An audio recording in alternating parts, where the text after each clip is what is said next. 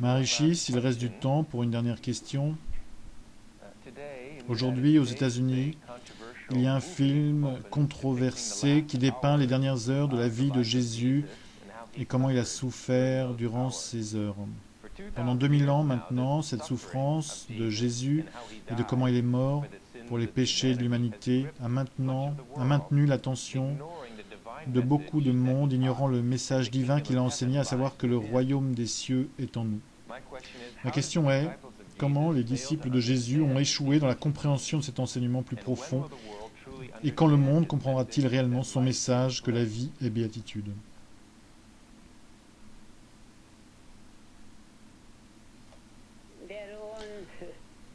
Leur propre expérience de la souffrance les amènera vers quelque chose qui les libérera de la souffrance. Et il y a tellement de tels Moïse dans le monde. Nous ne perdons pas notre temps avec ça. Ces Moïse actuels sont là pour faire de l'argent et de la publicité est faite de cette façon.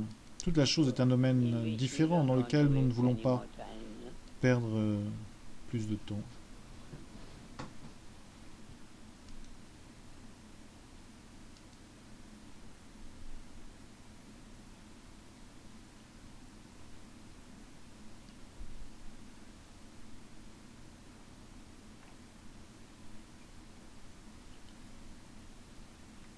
Maharishi, peut-être une dernière question courte sur le gouvernement. La semaine dernière, Maharishi a dit que créer de la cohérence dans la conscience collective rendra n'importe quel système de gouvernement fructueux. Ma question est, à partir de la perspective védique, quelles sont les caractéristiques d'un gouvernement qui réussit, qu'il soit une démocratie, une monarchie ou une dictature?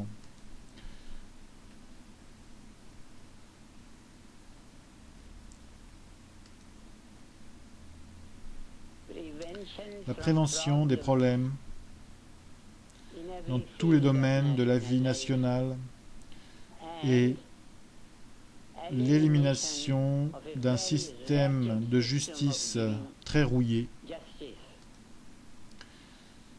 Partout, dans chaque pays, il y a des niveaux de tribunaux, des niveaux différents de tribunaux. Un tribunal donne un jugement, un autre tribunal donne un autre jugement, un troisième tribunal donne un troisième jugement, un quatrième jugement, un cinquième jugement. C'est la banqueroute, la faillite, la honte au sens de la justice pour chaque gouvernement. Et une telle chose prévaut partout dans le gouvernement. Chaque gouvernement devrait se sentir honteux de cela, de sa justice. Mettre les gens en prison, dans des geôles, tout ça. Chaque gouvernement devrait savoir comment prévenir la criminalité. Et ça se fait à travers des yagyas, des procédures de Graha Shanti. Il y a des rites védiques. Ils doivent être adoptés par les gouvernements. C'est de cette seule façon que le gouvernement peut justifier son existence auprès de son peuple. Un gouvernement qui n'est pas capable d'empêcher les problèmes pour son peuple, un gouvernement qui n'est pas capable de transmettre la connaissance totale à ses jeunes, est, que pouvons-nous dire? Nous pouvons dire cela à n'importe quel avocat qui travaille pour tel gouvernement. Et c'est le gouvernement. C'est parce que chaque gouvernement est gouverné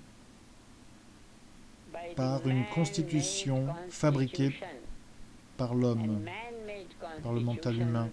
Et une constitution faite par l'homme n'est pas libre de la faiblesse, de la défaillance humaine, partout autour du monde. Ce ne sont pas les constitutions faites par les hommes qui peuvent justifier de l'existence et des actions d'un gouvernement. Ils doivent, s'ils sont chanceux et sages et responsables, s'ils veulent jouer leur rôle parental pour les gens, ils doivent être guidés par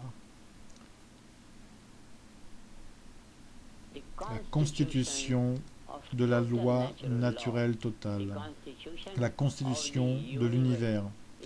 S'ils ne savent pas, ils devraient savoir, ils devraient savoir, ils devraient savoir que nos universités les accueillera avec grand plaisir et honneur et leur donnera la connaissance du domaine entier de la loi naturelle qui, dans les mots du docteur Hagelin, est le champ unifié. C'est une belle chose. C'est l'époque où nous pouvons exprimer beaucoup de cette valeur à partir de la science moderne. Il y a une expression totale de cela à partir de la science védique, la littérature védique. La littérature védique. Autrement, particulièrement en ces jours-ci, cette démocratie, qu'est-ce que c'est que cette démocratie? Presque dans chaque pays, les différents partis ne pensent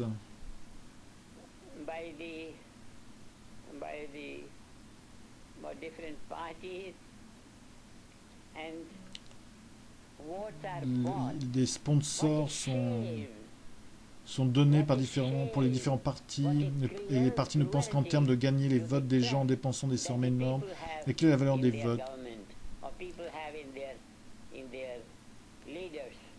Quelle honte, quelle cruauté envers la confiance que les gens ont envers leur gouvernement ou leur leader. Toute la chose est une fraude, une supercherie et très très honteuse pour la dignité humaine. Nous sponsorons les programmes du gouvernement de la paix qui générera cette cohérence dans la conscience collective de chaque nation. Et alors, la tendance générale de la société sera l'honneur, la justice, la dignité.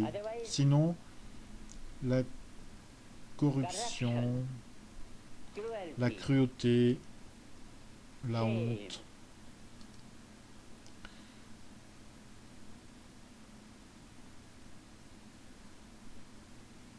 Nous sommes là pour créer une atmosphère dans la conscience collective du monde qui empêchera toute cette négativité d'une manière très tranquille et naturelle. Et ensuite, chacun sera un membre heureux d'une famille mondiale en bonne santé. Donc, dites vos derniers mots d'espoir pour le monde et dites à la presse de se tenir prête à rapporter toutes les bonnes nouvelles de toutes les bonnes choses qui se produisent partout maintenant.